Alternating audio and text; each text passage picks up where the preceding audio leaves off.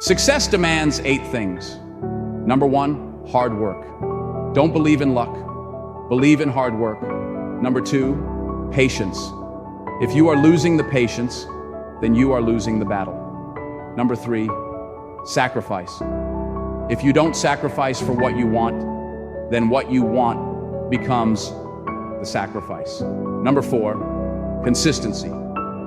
Consistency is what transforms average into excellence. Number 5, discipline.